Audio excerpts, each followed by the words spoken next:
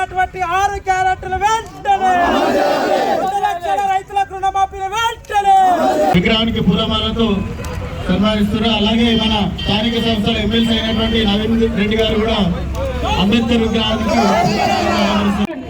ఇప్పటి వరకు వేసింది 7,000 కోట్లు రైతులకు రుణమాఫీ చేసినాడు.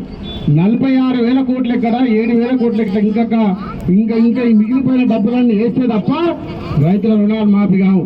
నేను కోసి చెప్పినాం, నీ కాన్స్టిట్యూషన్ల బయట లెక్కలన్నీ బయట పెట్టినాం. కోసి మండలనే 12,000 మందికి ఇంకా బాకీ ఉన్నారు.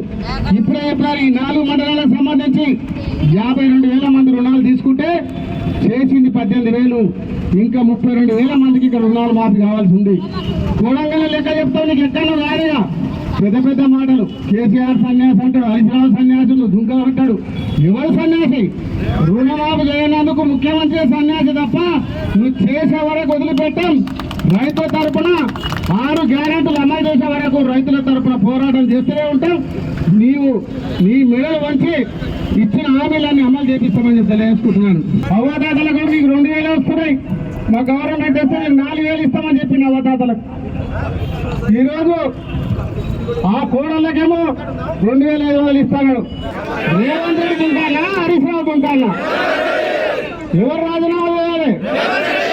రేవంత్ రెడ్డి రాజీనామా చేయాలి. సిగ్గు చేరం ఉంటే కొడంగల్ ప్రజలకు క్షమాపణ చెప్పాలి. ముక్కు రావాలి అంబేద్కర్ చౌరస్తాల ముక్కు నేలకు రాసి క్షమాపణ చెప్పాలి రైతు రుణమాఫీ చేయకపోతే. కాబట్టి మీ అందరు గమనించాలి, ఫార్మా కంపెనీలు మనం అడ్డుకోవాలి. ఫార్మా కంపెనీలు వచ్చే వరకు కూడా పోరాటం చేద్దాం. రైతులకు కూడా 2 లక్షల రూపాయలు రైతు ప్రతి ఒక్క రైతుకు, ఇక్కడ ఉన్న కొడంగల్లో ఉన్నటువంటి ప్రతి రైతుకు కూడా రుణమాఫీ అయ్యే వరకు పోరాటం చేద్దాం. గ్రామాలలో గ్రామ సభలు పెడదాం, మండలాల గ్రామ సభలు పెడదాం. పెద్ద ఎత్తున పోరాటం చేసి రైతులకు అందుబాటులో ఎంబడి ఉండి ప్రభుత్వం మెడలు వంచి, ఈ రేవంత్ రెడ్డి ముఖ్యమంత్రి మెడలు వంచి రైతులకు రుణమాఫీ చేసే వరకు ఎంబడి పోరాటం చేస్తామని చెప్పి తెలియజేసుకుంటూ ఈ అవకాశం ఇచ్చిన పెద్దలందరూ కూడా ధన్యవాదాలు సెలవు తీసుకుంటున్నాను. జై తెలంగాణ, జై కేసీఆర్. మన కులం బంగారము వాళ్ళ కాంగ్రెస్ వాళ్ళ నాయకుల దగ్గర ఉంటున్నాయి. కాబట్టి మీరు కూడా ఏం చేయాలంటే ఊళ్ళో ఉన్న కాంగ్రెస్ నాయకులను, అరే మా తులం బంగారం ఏంట్రా నాయన, మీకే ఓట్లు వేసాము అని చెప్పి మీరు కూడా చెప్పాలి. అలాగే అవతాతలకు చెప్పారు, ఇంట్లో ఇద్దరికి పెన్షన్లు వస్తాయి, 2,000 నుంచి 4,000 వస్తాయన్నారు. ఆ ఒక్క పెన్షన్ 2,000 9 నెలలు లెక్క పెట్టుకున్న 18,000 బాకీ.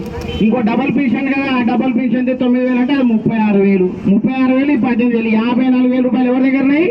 కాంగ్రెస్ వాళ్ళ దగ్గర ఉన్నాయి. ఆ 54,000 ఇస్తేనే వాళ్ళు ఓట్లు అడుగుతారు. అలాగే ప్రతి మహిళకు 2,500 అని చెప్పారు. కొడంగల్ నియోజకవర్గంలో కూడా దాదాపుగా మన అక్క జిల్లాలో 1,00,000 మంది ఉంటారు. అంటే ఒక్కరికి 2,500 చొప్పున 9 నెలలు అంటే 22,500 ఉంటుంది. ఆ 22,500 ఇప్పుడు నేను చెప్పిన 54,000 ఈ తులం బంగారం అంటే మనకు ఒక్కొక్కరికి ఎంత బాకీలు? 1,50,000 బాకీ. వాళ్ళు ఏం ఫిక్స్ అయ్యారంటే ఓట్లప్పుడే ఇద్దామని చెప్పి ఫిక్స్ అయ్యారు. కాబట్టి మీరు కూడా చైతన్యవంతులు కొడంగల్ ప్రజలు, ఎందుకంటే చాలా చైతన్యంతో ఓటేసిరు, గెలిపించిరు, ఆయనను ముఖ్యమంత్రి చేసిరు. మళ్ళీ మనకి ఇచ్చిన పైసలు కాంగ్రెస్ వాళ్ళ దగ్గర ఉంటే ఎట్లా? అంటే మన ముఖ్యమంత్రి మాట తప్పిన ముఖ్యమంత్రి అంటే పైసలు ఇచ్చిందా? ఇయ్యలేడా? ఇస్తాడా? ఇయ్యడా? ఇస్తే మన కాంగ్రెస్ నాయకుల దగ్గర మళ్ళీ ఎప్పుడు ఇస్తారు? సభాముఖంగా చెప్తే మేము కూడా మన పార్టీ అధ్యక్షులకు చెప్తాం, అన్నా వాళ్ళు ఇచ్చిరంట, మళ్ళీ ఎలక్షన్ ఇస్తారా, ముందు ఇస్తారంట అని చెప్పి మేము కూడా సభాముఖంగా అడగదలుచుకున్నాం. అలాగే ఈ 3,000 ఎకరాల్లో లాగచెర్ర, పోలేపల్లి, హక్కింపేట, పుల్లిచెర్రకుంట, ఆర్బితాండ 3,000 ఎకరాలలో రైతులు భూమి గుంజుకుంటున్నావు. 3,000 ఎకరాలలో కనీసం నువ్వు ఐటీ కంపెనీలు పెట్టండి. ఈ రైతులు భూములు ఏమన్నా నిజంగా మీరు తీసుకోవాలి, కొడంగల్ అభివృద్ధికి తోడ్పడతా అంటే ఐటీ కంపెనీలు పెట్టి ఒక్కొక్కరికి 50 లక్షల రూపాయలు నష్టపరిహారం ఇచ్చి, మీరు ఏదైతే కూలి వాళ్ళకి ఇస్తామన్నారో అవి లేవు, రైతు బంధు లేదు, రైతు రుణమాఫీ లేదు.